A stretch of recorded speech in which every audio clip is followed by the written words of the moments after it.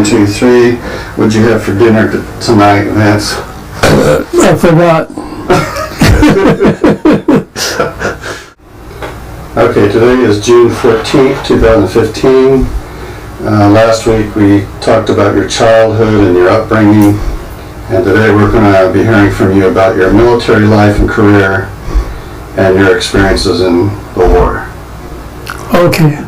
So, my first question to you is, tell me how it came about that you joined the Air Force, and how old were you? I didn't join anything. I got drafted, but I got drafted intentionally because I had a deferment because of a job that I had. And if you had a critical job, they would not draft you. As a matter of fact, you'd have to do something to get in. So I quit my job, and that qualified me immediately for draft as punishment. And after I quit my job, I worked for a while at Alameda Naval Air Base, Air Station, and it wasn't long before I got my, what they call greetings, because you got a letter from the government that started with the word greetings. You're drafted. And that was, when was that? I don't know. Anyway, it was early. And you were how old? Maybe 21, I don't know. 21? Maybe. Yeah. And so when I got drafted, I went to, I was in the reserve already, but I got drafted, no, I was not in the reserve. I got drafted and I went brought down to basic training at Fresno, California. And I knew some of the guys that were drafted with me, and for some reason they put me in charge of the train that was bringing us down there. And there was nothing to be in charge of. And basic training is, I guess, well known by everybody. You just go through learn how to salute, learn how to say yes sir, and do things that determine what skills you have so they can, what schools they might or might not send you to. And my skills were in radio code because I was playing with those things before I got drafted. And so that's, I didn't know it, but that's where I was going to end up. I went in basic training. And what was that like, basic training? Oh, well, they put you through some pretty rigorous stuff because a lot of kids we were young. Where was it at? Fresno, California. Oh, Fresno. Fresno Park or something. Anyway, fairgrounds. And so you did a lot of running, you did a lot of walking, you did a lot of calisthenics. You learned how to salute. You learned who to salute. You learned how to wear a uniform. You had to learn everything. And they gave you aptitude tests. A lot of the time was spent on aptitude. If you were, say you were strong in languages, you would probably be utilize those languages. And I was strong in radio code, Morse code, because I was playing with that before I was, well, maybe 16. And so they would put a record on, and then they would put two sets of sounds, like da-da-dit and da-da-da. And they'd say, was that the same or different? And then it got more complex. Right. And as it got complex, it wasn't that easy, but apparently because I knew code was like I understood English. You speak to me in German, I didn't. But I understood English. I understood the differences. I could take them out. And no great experiences in basic training, except I got sick one day and I went out in the field and I told my sergeant, I really didn't feel like I could do what's going to be required of me, running and jumping and stuff.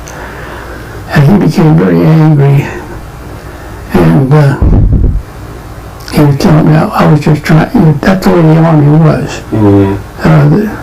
Some people, if you gave them an ounce of authority, they exercised it like they were Adolf Hitler. Anyway, he finally got fed up with me and said, well, stack your rifle. We used to stack our rifles in like teepee poles. Right. And just as I was stacking my rifle, I passed out because I was sick. And they woke me up and they still made me walk to the dispensary, which I forgot how far that was. And I went there and they gave me the same old aspirin that they gave everybody else. Sent me to my barracks. And the next day, I really got chewed out because I knocked down that stack of rifles. Really? And your rifle's your best friend. I mean, you gotta take care of it.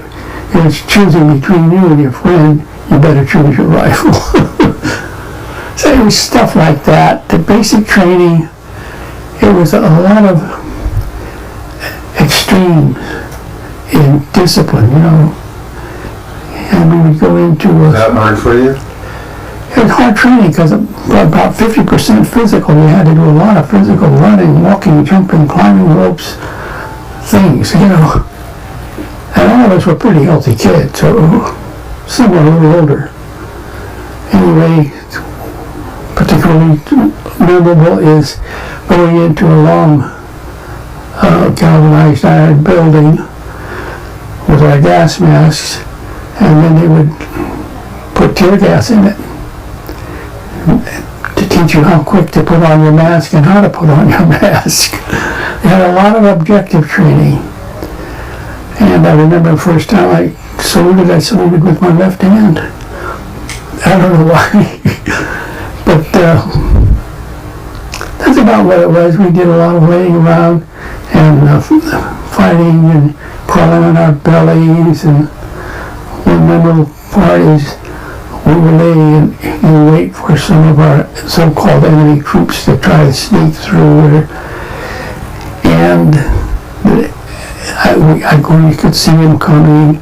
And just before they got there, I discovered what I was on. And I was on Red Ant Hill. Oh, dear. Well, it wasn't long before I got shot because I got up and started running like hell.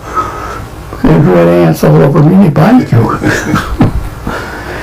Anyway, that was mostly basic, was to put you through the paces, demonstrate what authority is, how to respond to it, and train you, determine what you're going to be trained in, and then they would determine how they were going to get you to that place for training. And I went to Sioux Falls, South Dakota, to a base, a big place they just built, all new buildings. And it was a communications training for Army, Navy. And we went through, we built radios, and we learned the code, and learned something about how they speak secret codes, but they weren't secret, but we learned how that stuff. And we had towers all over the acreage. And we learned how to send semaphore with the flags, and how to use the blinker light to send codes. That was mostly for Navy people, but we learned it too. We had some Navy there. And Sioux Falls, South Dakota was a real good town. It was a dry town. Well, you had to have a club membership, and you could go into your club and you could drink in town, but only there. And you'd go in and you had a bottle, and you asked for the bottle, they brought it down, and somehow they kept track of how much you used out of it. And they would make a mark to make sure they didn't give their buddies any of my booze. Well, I wasn't exactly a booze drinker, but that's where you had the camaraderie, you know. And Sioux Falls is cold in the winter. And we would go into this nice warm club from outside, and there was a big stack of overcoats. The GI overcoats, the brown ones, they were just big. And we never really used them. I mean, we would never use them even in sub-zero. They were ugly. And we didn't want to look that way to girls. There were girls in that club, but they were brought with, someone brought them. There were 14 extra ones. You go in by yourself, or you bring a girl, but the girls didn't walk in there. And I never drank to get drunk or anything. It was only with... So did you develop friendships there the short time you were there? Well, I found out how stupid the services could be. Yeah, I said some, yes I did. And we went all the way to the various training places to where we actually flew combat.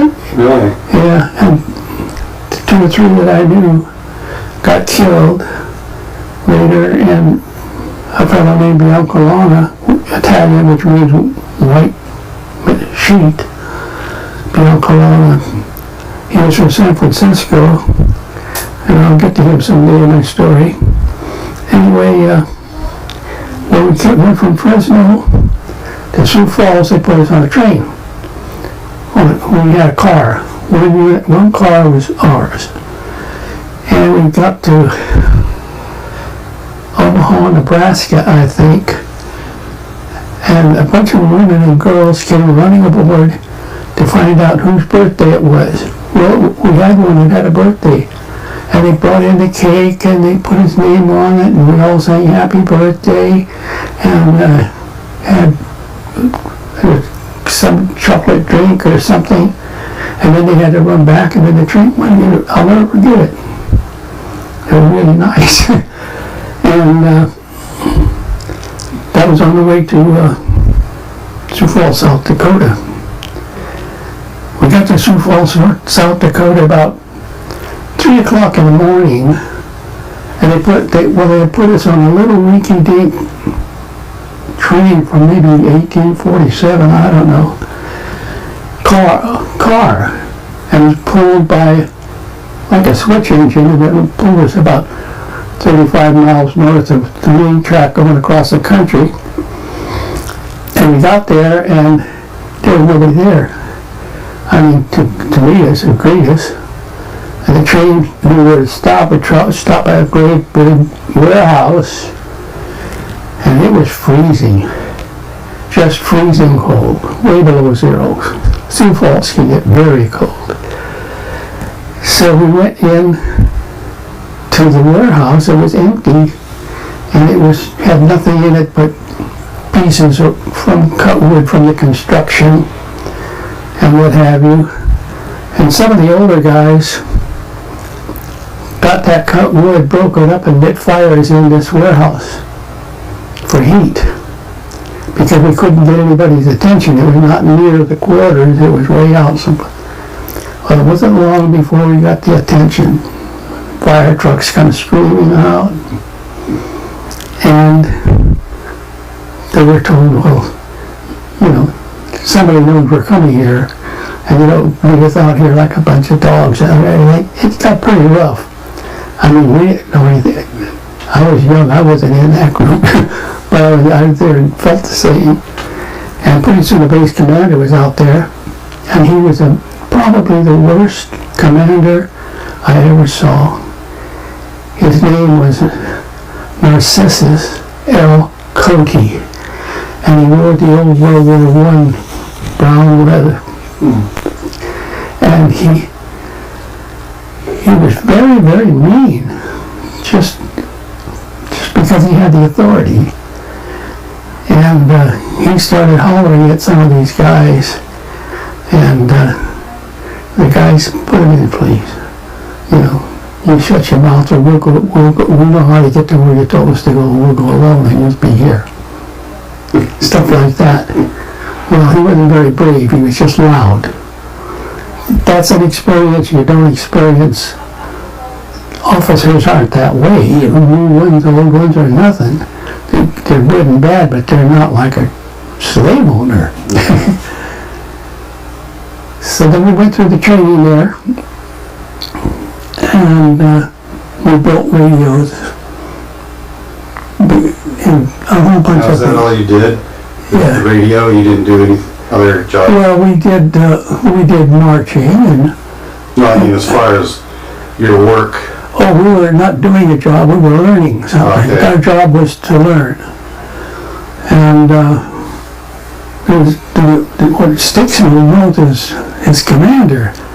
He would run around very slowly in a Jeep, and if you didn't salute that Jeep, you got behind it and followed him for miles. And everybody that didn't salute the Jeep, because it had an officer on it, you're saluting the officer, you know, he would walk you behind it. And then finally he got his due. They took $2 a month out of our pay for laundry. Well, the laundry was in the next state, I forget what it was, and it was wife's laundry. And you put in laundry whether you had any or not, because he was going to make $2 a month for everybody. What the hell was a couple of thousand people on that thing getting trained. And he got caught on that. And where else did he get caught? I forgot. Anyway, he was making it mandatory. If you didn't have any laundry, a lot of people did their own laundry or had their wives and their girlfriends or whatever it is. And so he was booted out of the service. Really? Completely? Yeah. Wow. Yeah, because how can you respect that kind of an officer? Right. And it was important that you respect your officers or fear them. We didn't fear them, we thought it was nuts. Anyway, from there, they called me down when I finished all that, and I finished pretty good in the academic scores because I had this other thing I was doing before I went in. And they said, go to the orderly commander. We had commanders of various things. So I went in there and he said, you got here that you want to go to gunnery school, airborne gunnery school. I said, yeah, but they didn't recommend me for it. And he says, well, I guess they're shooting them down pretty much because you recommended now. I said, he says, you want to go to gunnery school? I said, yes, that's what I wanted.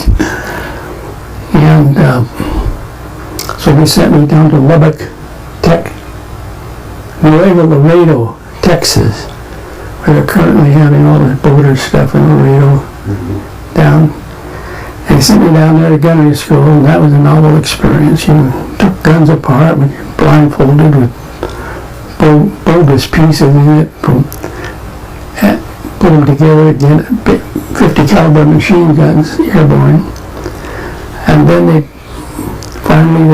put us in AT-6, which is advanced trainer, just two-seater. Biplane with a wing on the bottom and one engine. And my pilot was a tech sergeant. Now they're all officers. But this pilot was an Indian, and he had a little reputation. But that's who I flew with. And then we'd get up in the air, and I would be in the back with a machine gun, and they would fly another one out alongside, and you're supposed to shoot at the sleeve like it looks like a cigarette out there. And I did that pretty well because I did a lot of shooting when I was a kid. And we went out in the desert there, and But this Indian said, save some ammunition. He says, you got a good score, I'll green you right up and just shoot the thing. I'll get real close and put a bunch of it, because my cartridge had wet red paint. If you hit that sleeve, it would leave a red mark. Then somebody else would shoot that sleeve and leave a blue mark or whatever. I had way more than I needed to graduate early from that. And so my friend from San Francisco's name was Mario Biancalana. And I went to radio school with him, and I went there. But he was not going to graduate because he couldn't hit the target enough.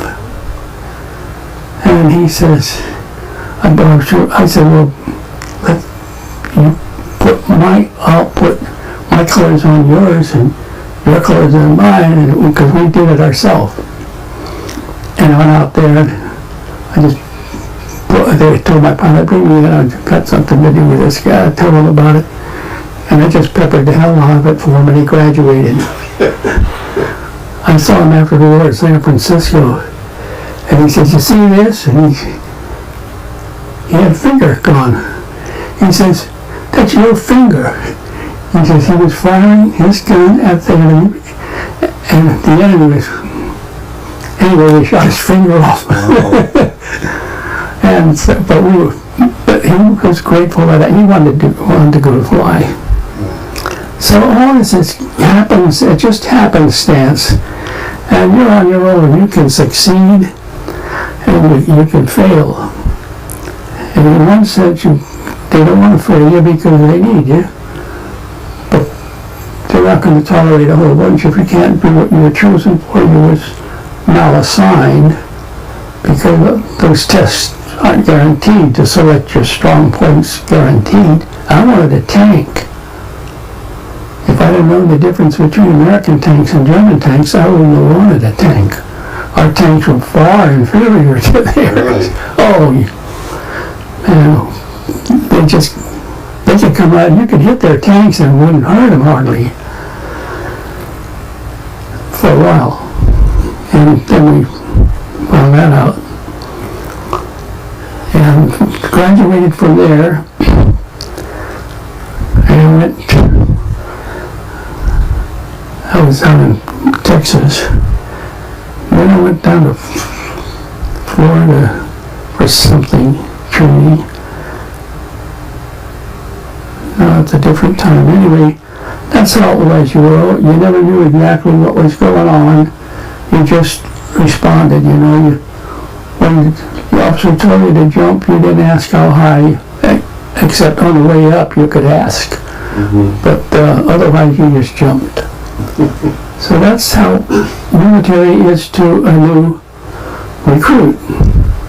After that, you learn that it isn't absolute authority, because they can't give you an order that would be against the law. That would be absolute authority. But the authority is there that they need.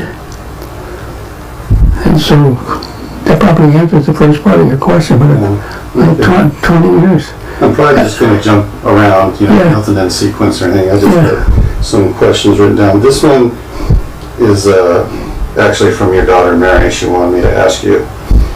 She says, tell us the story of the time you saw that blonde German and the other airplane during a battle. Okay, now we step forward. Now you got to explain a little bit of, what your job was. Yeah, now you step forward. You went we don't go to training. I'm a radio man, and we passed as a group, and the group went to Germany, and there was nobody on the field but us. It was a brand new base, and we were the first airplane on that base, combat bomber, and the other airplanes came in, and we got all kinds of lectures about how to act in England and what not to say and what not to do, and we have customs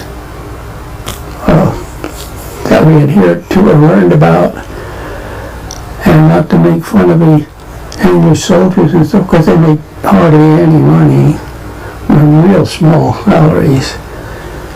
And so then finally someone blessed the group and says, "You're combat ready."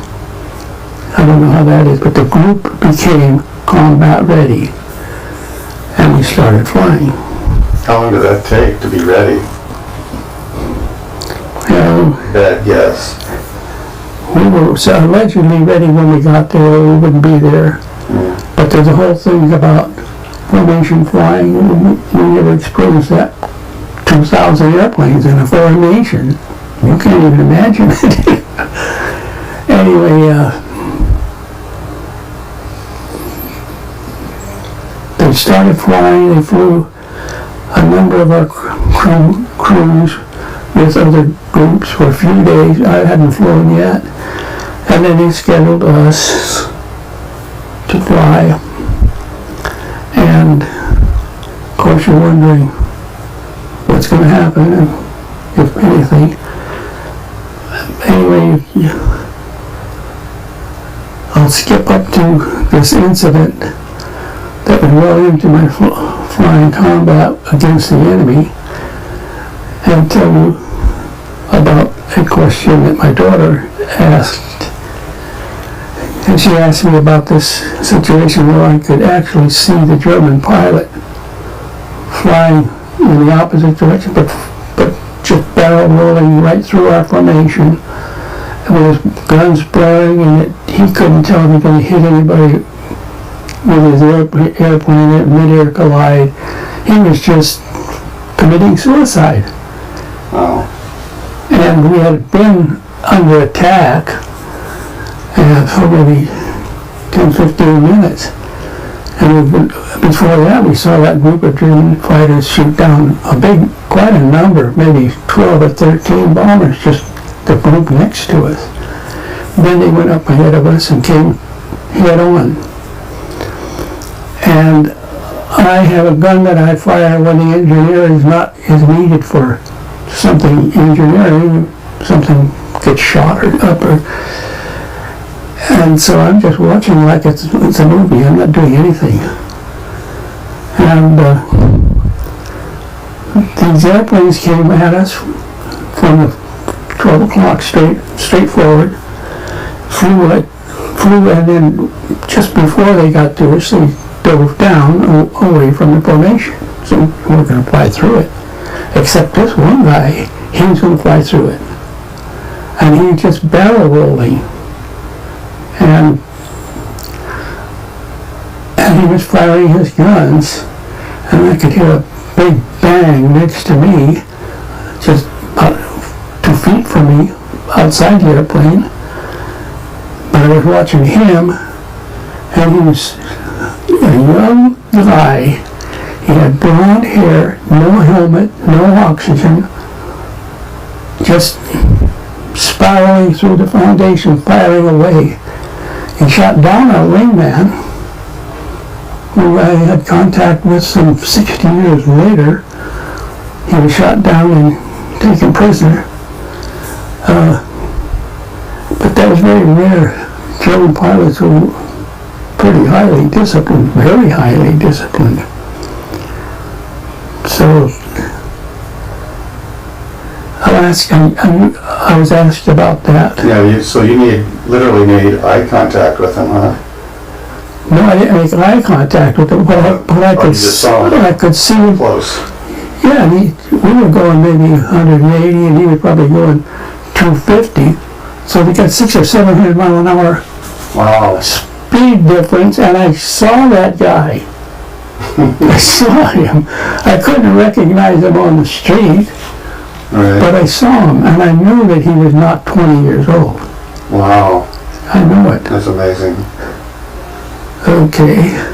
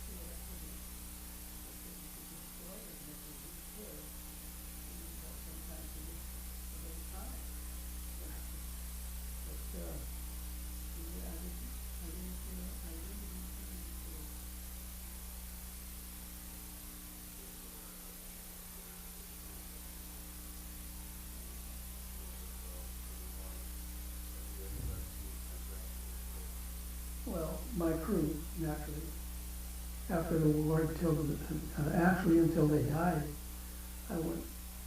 I was still in the service in 1955, 57, 58. Well, I was still in the service and flying out of Travis Air Force Base in California. And you made a career out of this.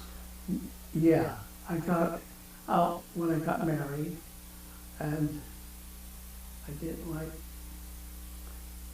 there was no order to what was happening. So I joined the Air Force Reserve at Hamilton Field. And that's why I flew C-46, which was a transport. And you know, I was doing Korea, and I was going to different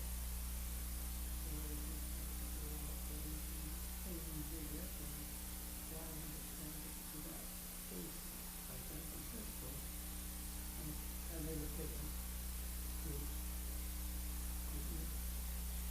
but I never went to Korea anyway.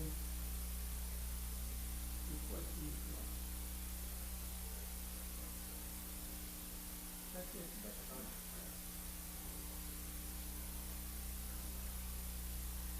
Well, yeah, the relationship to what I did, the people I met in Korea like this, and then two of those people were expressed from my neighbors going to jail. And one was killed, and I ended up with and one went where I went, Mark here living back out. And we were assigned to be, I was assigned to be 29, he was a carpenter, and he did carpentry work and stuff on the base and for our group. And I flew in B-29, the Korean War was on, and this group had just come back. And the bottoms of all those airplanes were painted black. And my first assignment was with a bunch of other people to get that paint off on the airplane. They had 50-gallon drums of some chemical that burned like hell if it got on you. And it did. So we got all the black paint off the bottoms of these B-29s. But I was a radio operator. What was the point of that? The black paint was to keep the Koreans on the ground from seeing it because they were flying at night. But why did they want to change it, though? Because they were back stateside. They didn't need it. Okay. And I was in charge there because I was the ranking radio operator, so there was a guy in charge, but I outranked him, so they put me in charge. And I had the good fortune to work with some people from some laboratories, figuring out how to install equipment in that B-29 to be used against fighter aircraft that had radar. We didn't have any defense against that radar. There was radar controlled guns and missed from the other airplane. And that was interesting, but I never did use light combat in the B-29. Kept flying around. We had at that time a policy where all around the world we had our bomber group. And when one would fly back home, the other would be landing there the next day. But there were always bomber groups in England, Guam, and Hawaii, all around the world. We had bomber groups for Alaska that could reach all our former Marine future. And we were all nuclear capability, nuclear bombs. So we ended up in England, and we flew around, and my pilot, as good as he was not a good leader. The aircraft, he was afraid of rain. He actually turned me in and I turned through it. And then I had to do the 5 times and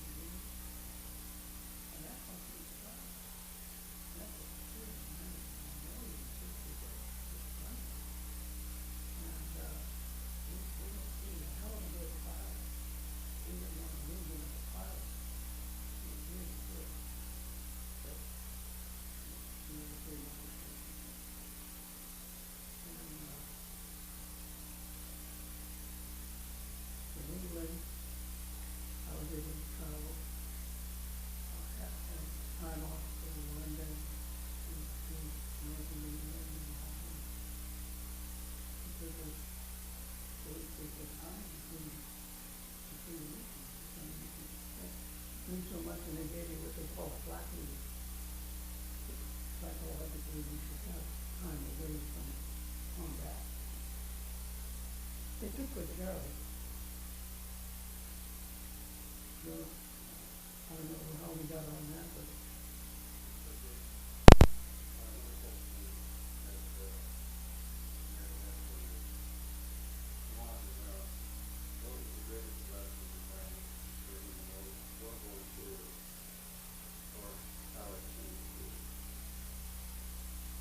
oh, it changed quite abruptly.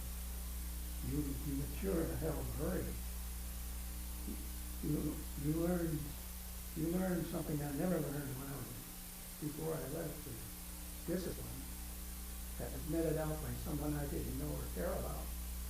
Like it wasn't my mother ordering me to do something. It was somebody I didn't know. And you learn real quick that that's the way it works. If you didn't have it, it wouldn't work. And I had some knowledges that helped me succeed in the training. And so I went up in the ranks pretty quick. And that's about what I picked up in the services. Do what you're told if it's legal, it's not your position.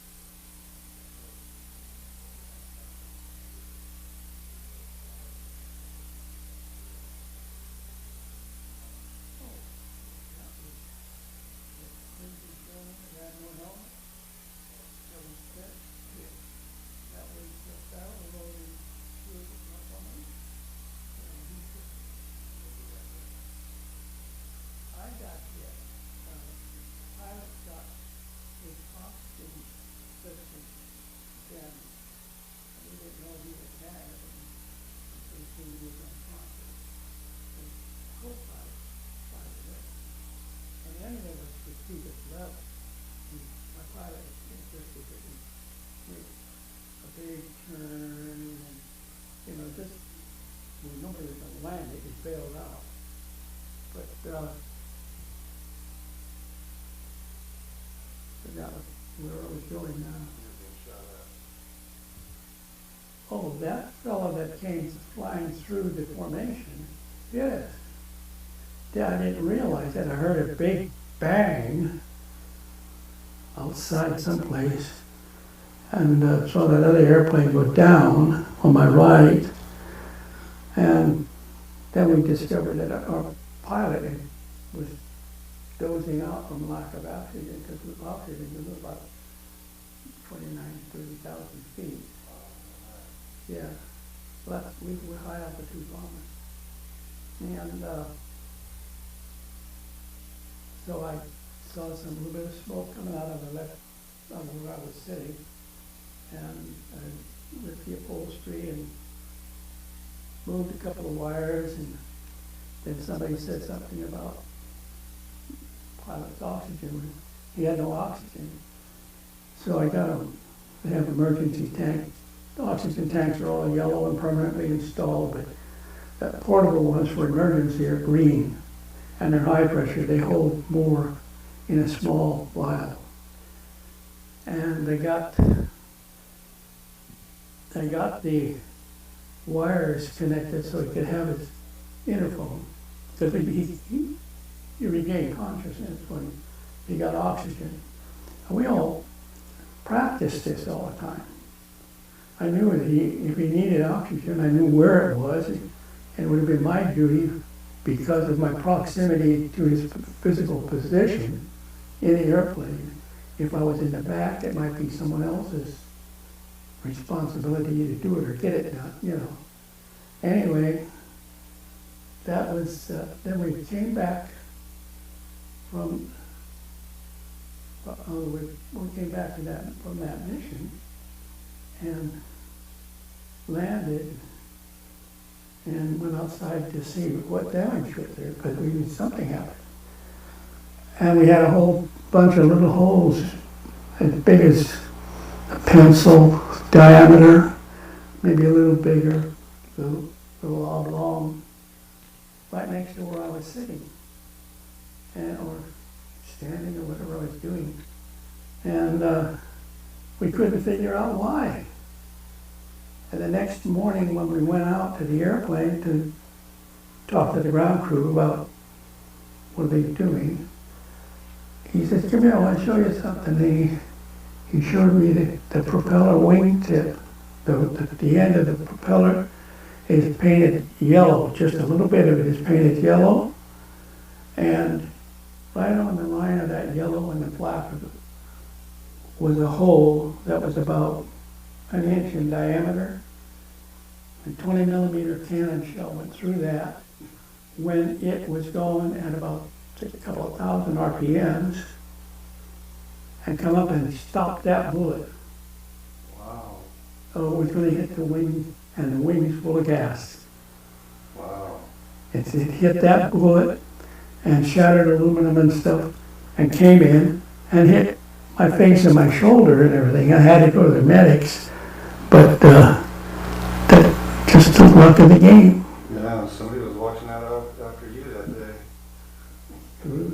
A rare time I was where I belonged, right where I belonged. If I had been somewhere else, well, I wouldn't have got hurt anyway. I probably would not get hit at all because I would have been somewhere else.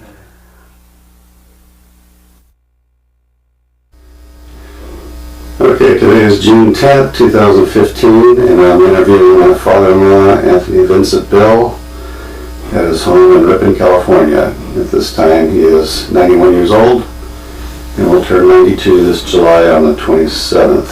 It's in a few days. Yeah, just a few days. So let's start with your childhood, and you tell me where you were born and what year. July 27th, 1923. And tell me about your parents, their names, and where they are from. My mother was from Palermo, Italy. Came over to New York, then to Ohio, and then over to where is Travis Air Force Base. Okay. And their names? Her name is Anna Di Gatto, she was. And your father's name? My father's name is Vincent Bruno. Okay. You mentioned one time, I thought it was kind of a funny thing, interesting thing. You mentioned that your mother would send you out with a gun to shoot rabbits for dinner.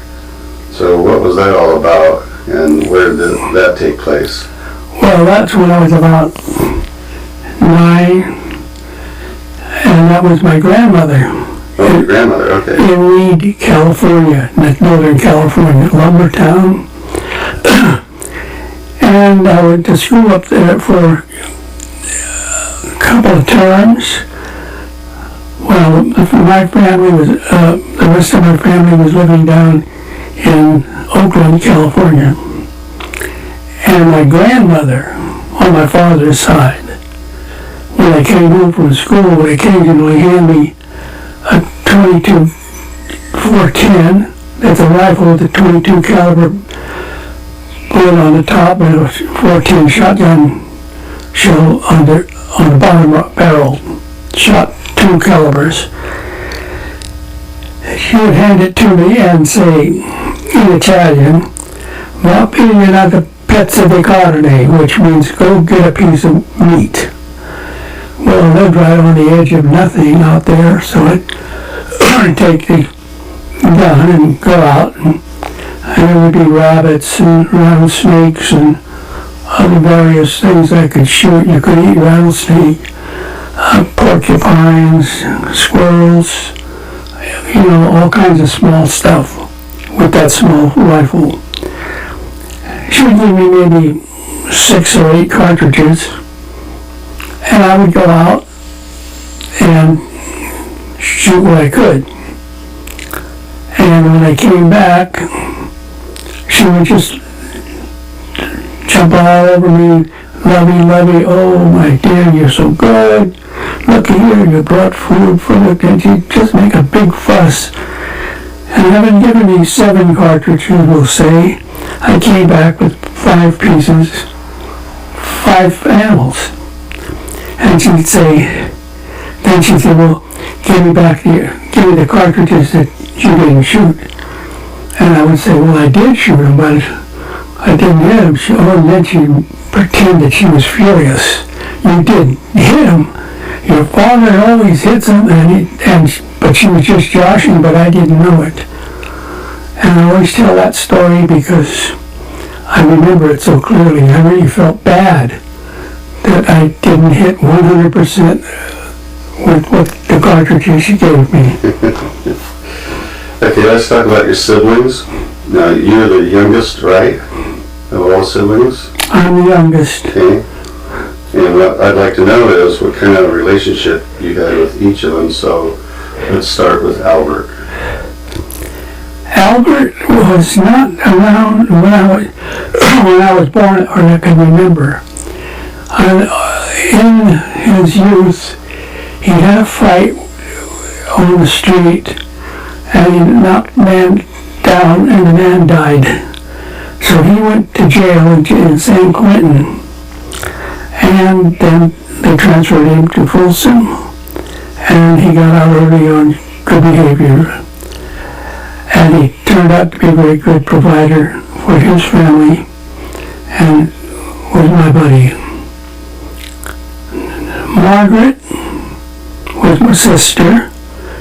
She lived in Pittsburgh when she was first married John Purborough, and then they moved to Oakland, where I was living with my mother because my father was separated, living up in Weed. And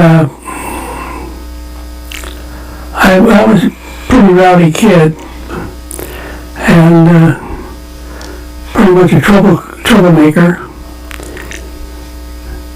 Now my other sister, Genevieve, she was a beautiful woman, real pretty, but had a real strong mind.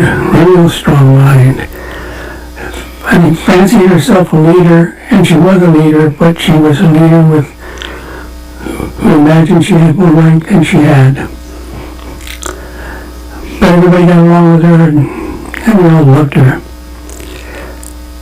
Josephine was just the opposite. She would sit like she was in a courtroom, don't make any noise. But she knew how to be happy and make noise laughing, but she never got serious with the family. Probably in her own married life she did, sure. And of course my brother, he was home then, and he was a real good brother, a real good son to my mother. In Oakland, California. All this was in Oakland. And let's see, I had a number of nephews and nieces, and we all got along fine. Now, did you live in Oakland only as a kid, or did you live in other places? But Did you live in Oakland only as a kid? Or did you live in I lived in Oakland, except for maybe 3 years of my life, I lived in Weed, where my father lived. They were together. How old were you then, do you think? Pardon? How old were you then? 8 years old. I was, Pretty young then. yeah, that's when I was out shooting the rabbits. Okay. What kind of young boy were you? Young boy, I was docile. I remember pretty much, I think, a good kid. And went to school at Hawthorne, California. Hawthorne in Oakland, California, which was had kindergarten to sixth grade.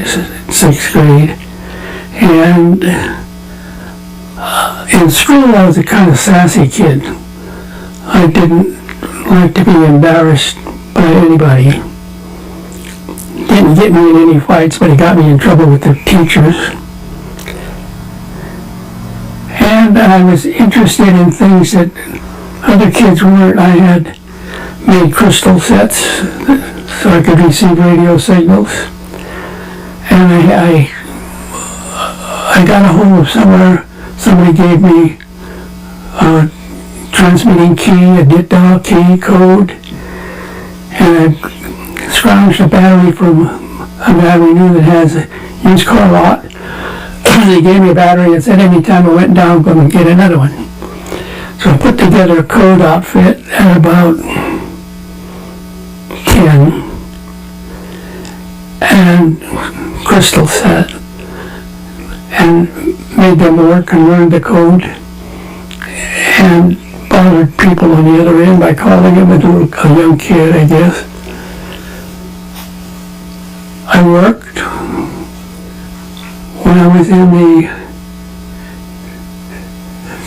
8th grade, delivering newspapers, Oakland Post-Inquirer, and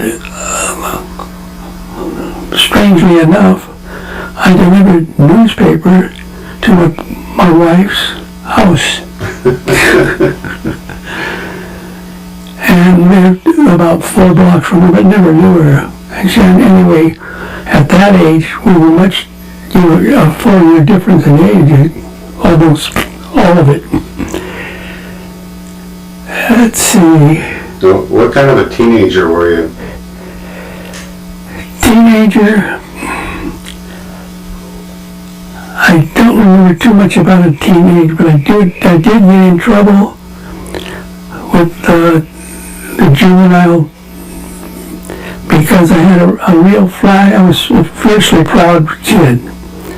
And if a teacher humiliated me, at least this one teacher humiliated me in front of the class and threw me out of the class and got real mad because I wasn't walking out fast enough. And she was a little doll. She was a real cute little lady, but she was little. And we went out, she followed me out in the hall because I wasn't moving fast enough. And started to really holler at me. And she raised her arm to hit me.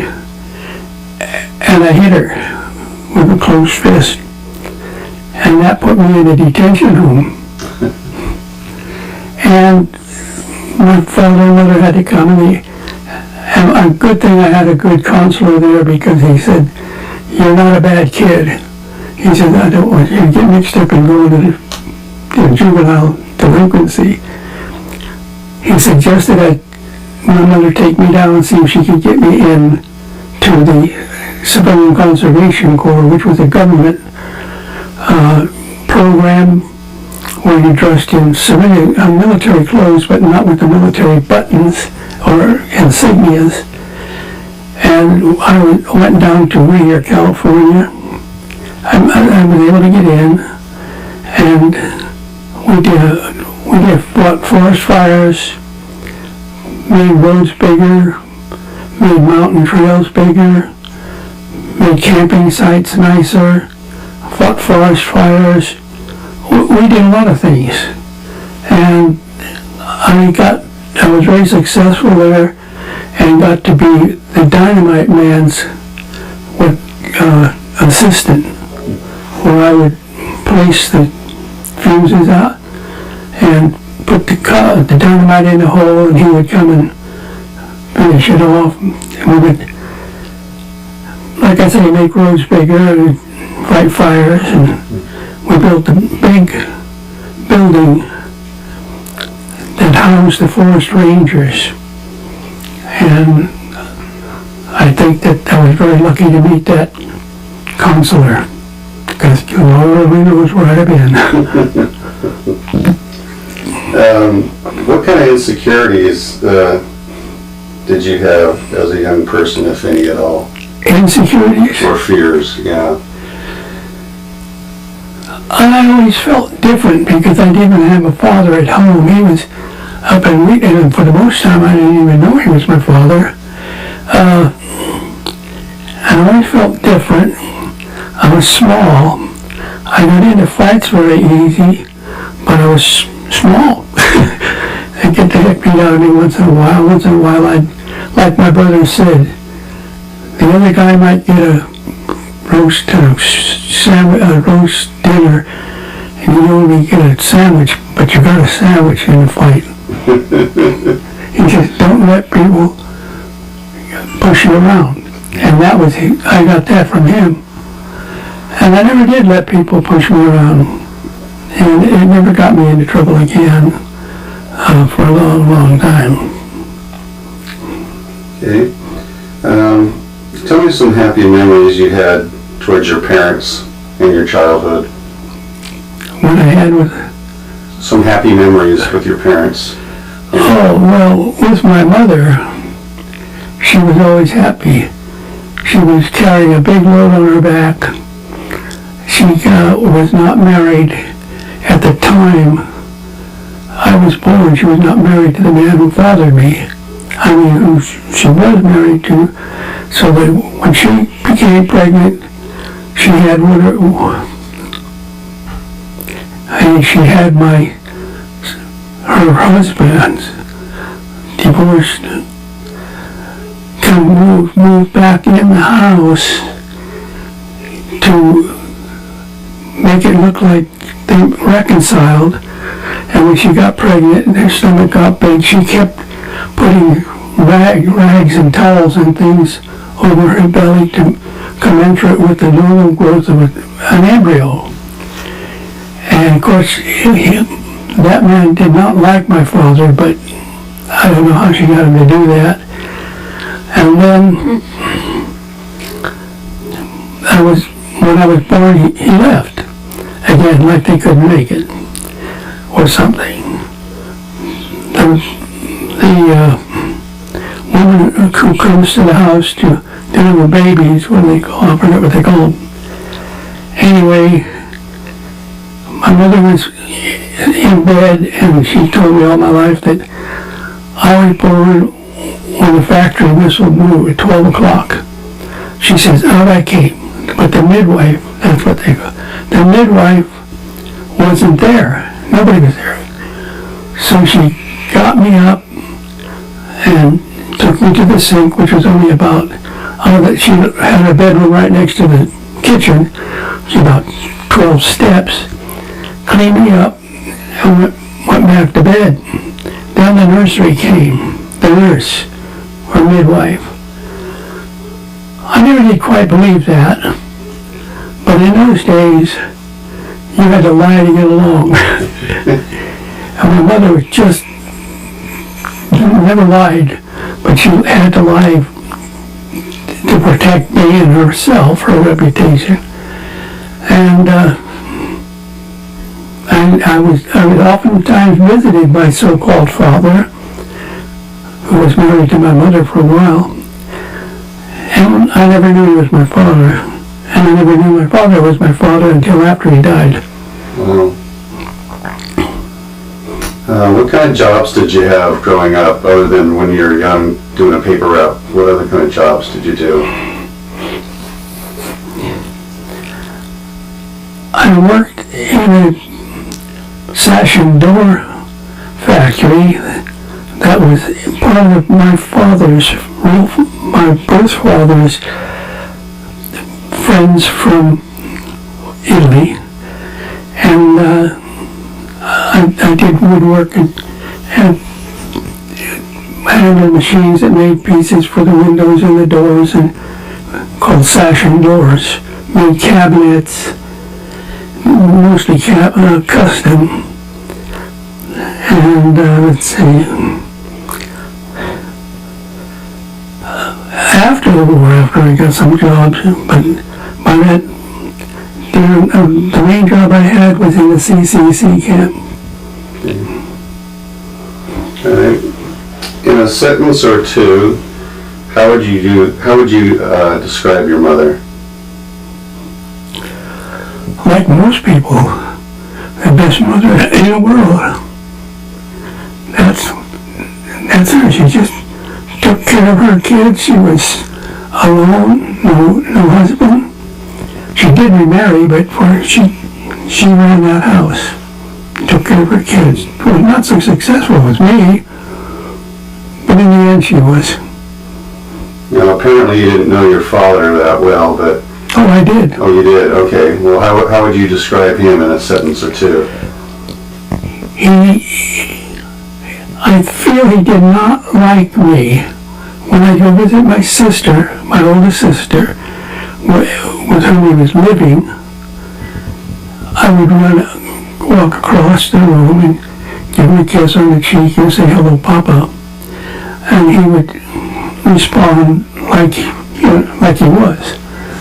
I know I feel later that he really had no reason to like me at all, because his wife had me while they were still together, and but my sister took him in and kept him, and he fit in fine. So I didn't have a father per se, because I didn't know my father up in Reed was my father. I thought he was my godfather. So I didn't have a father. I didn't know what the status was between me and my father.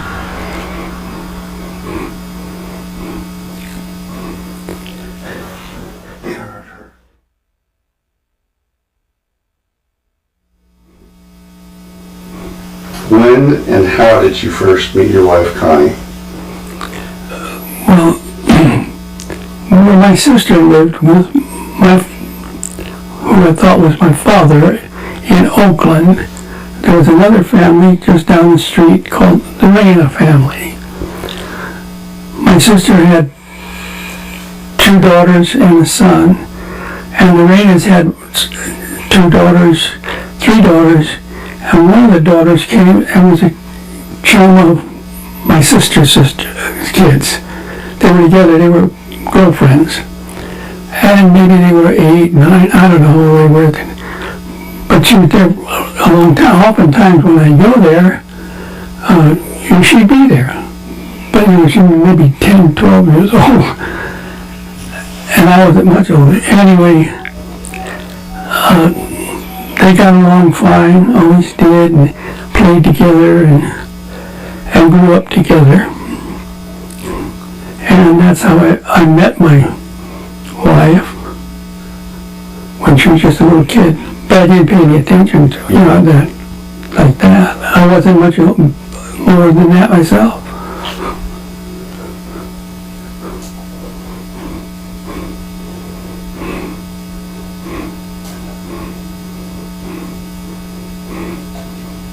Okay, I've stopped it. I don't have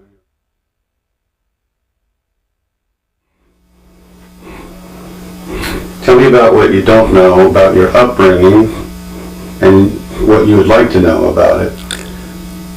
There's probably nothing I don't know anymore. But what I did not know was big in my life. Had I known, something different would have happened. When my mother's family came over, they didn't have enough money to bring all the family. So they came to New York, and left two girls there. One of them was my mother. She was very young, and her sister, who was married, and turned out she was going to have a baby later, and so my grandmother wanted to go back. She went back to Italy to be with her daughter. And of course, she never ever got to come back. But she was there for her daughter, and they sent my mother back.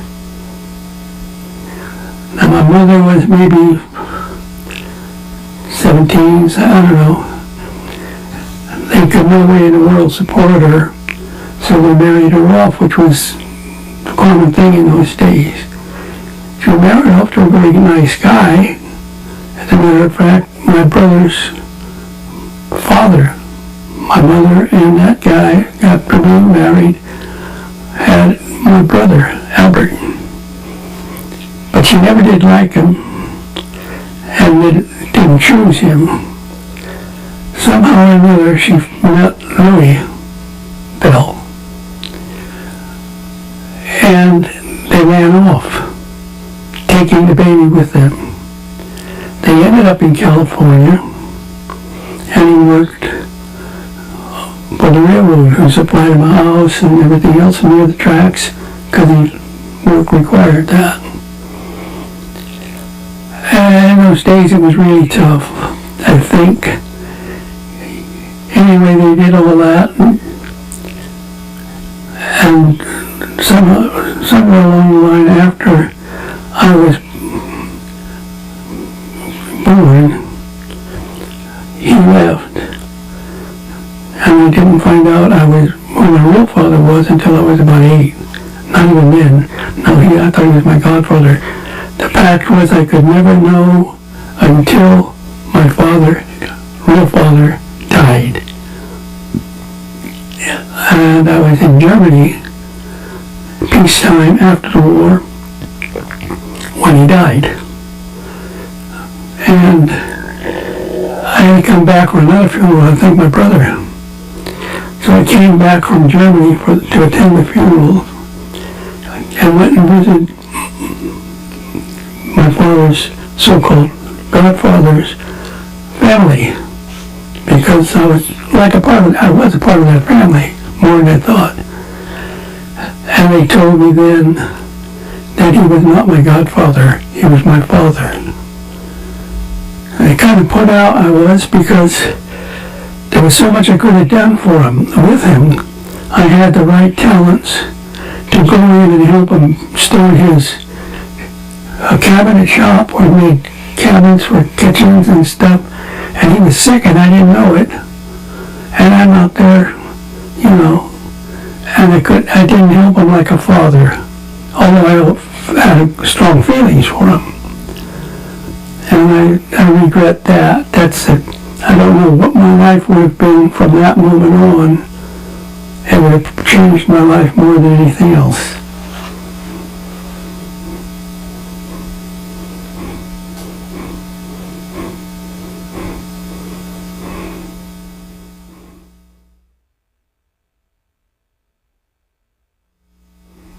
Just for the record, how many years have you and Connie been married now? Just for the record, you'd have to ask Connie.